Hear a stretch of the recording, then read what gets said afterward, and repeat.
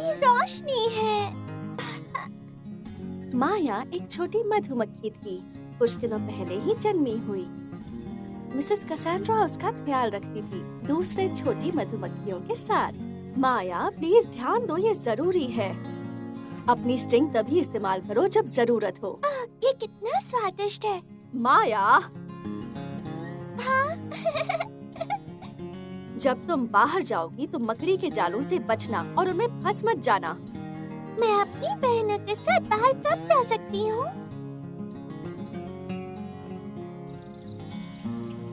आखिरकार माया को बाहर जाने का मौका मिला, उसकी बहनों के साथ शहद इकट्ठा करने के लिए। ओह, ये कितना मजेदार है। पास ही रहो माया, तुम ज्यादा ऊपर मत उड़ना। लेकिन ये दुनिया कितनी अच्छी है, मुझे सब कुछ देखना है। वाह, देखो वो क्या है। धीरे माया, एक वक्त पर एक ही सवाल। पर मुझे सब अभी जानना है। वाह, सुनो माया, तुम्हें बस सही फूल ढूंढने की जरूरत है। तुम्हें उन सारे फूलों की चिंता करने की कोई जरूरत नहीं, उनसे तुम्हें शहद नहीं मिलेगा। ओह, माया, ज्यादा सवाल मत पूछो, बस तुम हमारे साथ उड़ती रहो। ओह, ठीक है। हे, रुको मेरे लिए। माया को जैसा कहा गया था वो वैसा करने की कोशिश कर रही थी, पर उसका ध्यान फूलों पर चमकती ओस की बूंदों से भटक गया और वो पीछे छूट गई। ओह, कितना सुंदर है। आउच। हाँ? ओह, मुझे माफ करना, मुझे नहीं पता था यहाँ कोई है। तुम्हारी नींद खराब हो गई। कोई बात नहीं, मैं बस आराम कर रहा था। तुम अंदर आकर मेरा घर देखना चाहोगी? शुक्रिया। ये कौन सा फूल है? इस फूल को गुलाब कहते हैं। गुलाब, ये कितना सुंदर है। कुछ देर बाद माया ने खुद को एक तालाब के ऊपर उड़ते हुए पाया और जैसे ही उसने नीचे देखा वो उसके जैसी दिखने वाली मधुमक्खी देखकर चौंक गई। ओह, हेलो, मैं माया हूँ। तुमसे मिलकर खुशी हुई। कोशिश मत करो बच्ची, ये बस परछाई है, बिल्कुल आईने की तरह। हाँ? आईना क्या होता है? वो एक चीज है जिसे लोग खुद को देखने के लिए इस्तेमाल करते हैं, लेकिन एक आईने की परछाई के झांसे में आके उसकी ओर कभी मत उड़ना, नहीं तो तुम उससे टकरा जाओगी। ओह, मैं समझ गई। माया उड़ती रही जब तक वो जंगल तक नहीं पहुंची। बच्चों, मुझे कोई उठाएगा? क्या कोई मेरी मदद कर सकता है? वो एक डंग बीटल की आवाज थी जिसका नाम डॉट था। ये कौन है? मैं उठ नहीं पा रहा हूँ, क्या तुम मेरी मदद कर सकती हो? हाँ जरूर, मैं क्या कर सकती हूँ? क्या तुम मुझे पलट सकती हो? मुझे नहीं पता मैं ये कर पाऊंगी या नहीं।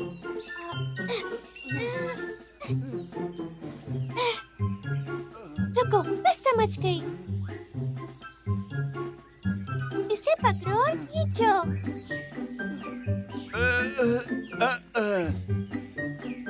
ये तुमने कर दिखाया।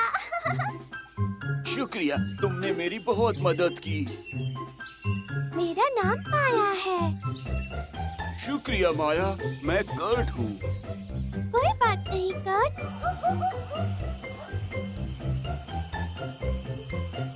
अंधेरा हो रहा है। शायद मुझे आज रात यहीं सोना चाहिए।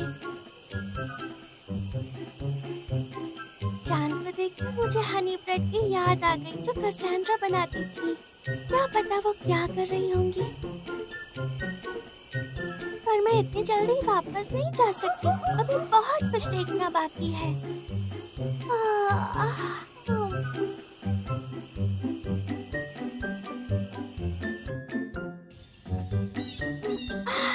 कितनी सुहानी सुबह है। हाँ? ये क्या है?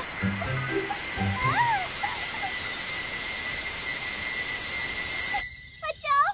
बचाओ! बचाओ! मेरे पंख जाले में फंस गए हैं, प्लीज कोई बचाओ!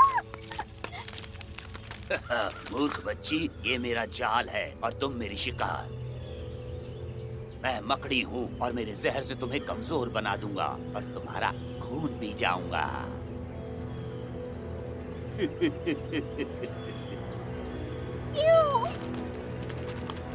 उसी वक्त माया को कसांड्रा के शब्द याद आए।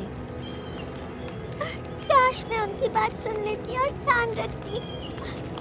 उन्होंने मुझे जंगल के खतरों के बारे में बहुत कुछ बताया था। तुम यहीं रहकर मेरे खाना बनने की तैयारी करो। मैं और शिकार ढूंढने जा रहा हूँ और जल्द वापस आऊंगा। ओह, क्या यही अंत है? क्या मैं ऐसे ही मरूंगी? माया, क्या ये तुम हो माया? मैं ही हूँ कर्ट। अरे नहीं, ये तो तुम्हें मकड़ी ने फंसा दिया है। अब मेरी बारी है तुम्हारी मदद करने की। मैं आजाद हूँ, मैं उड़ सकती हूँ। शुक्रिया कर्ट, तुम सबसे अच्छे हो। हाँ, तुम्हारा मुझ पर एहसान था। तुमने पहले मेरी मदद की, लेकिन अब सावधान रहना और फिर से मत फंस जाना। हाँ, मैं ध्यान रखूंगी। माया ने एक फूल में से मधु पिया ताकत पाने के लिए। ओह, हेलो।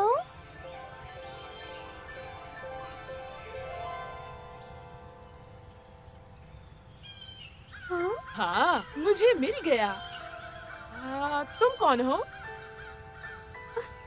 तुमने मुझे डरा ही दिया। मैं हूँ माया मधुमक्खी। मैं हूँ बीटल, महान कवि। क्या तुम मेरी कविता सुनोगी?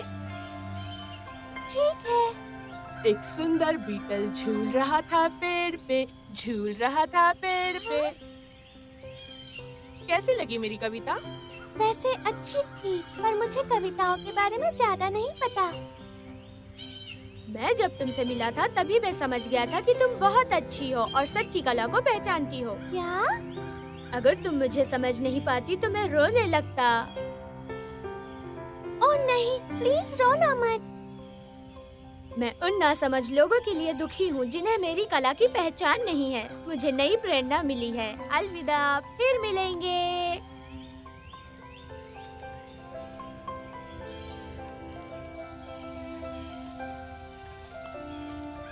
ये कैसा अजीब बादल है? क्या इसके अंदर कुछ है?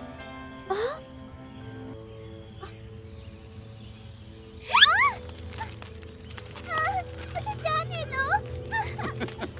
मेरे पास रानी के लिए एक तोहफा है। छोड़ो मुझे। बचाओ, बचाओ।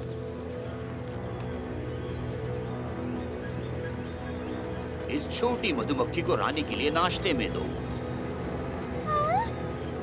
जी सर। माया डरी हुई थी और सो नहीं पा रही थी।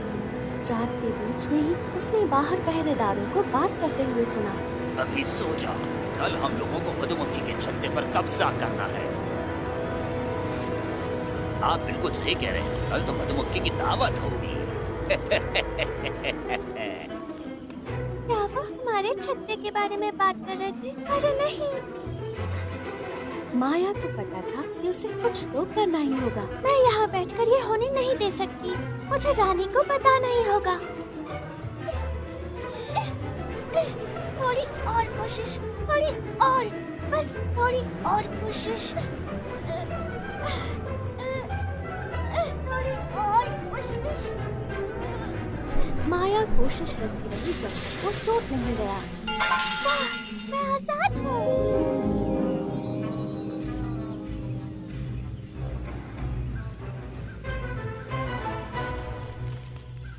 रानी साहिबा, हम खतरे में हैं। क्या? खतरे में कौन है बेटा? बोलो बेटा। हम सब खतरे में हैं।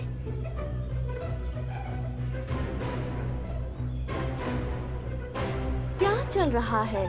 रानी साहिबा, पास में हमारे छत्ते पर कल हमला करने वाला है। क्या तुम्हें यकीन है कि वो वास्प ही है? जब माया ने पूरी कहानी बताई, रानी ने परिषद बुलाई।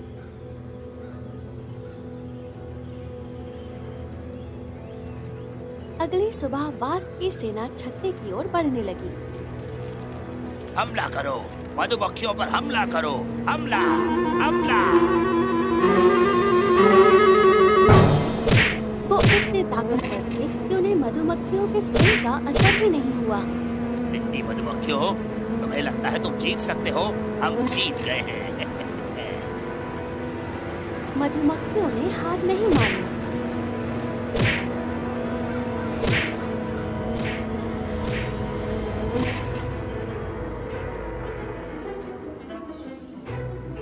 वापस चलो, सेना वापस चलो, जल्दी।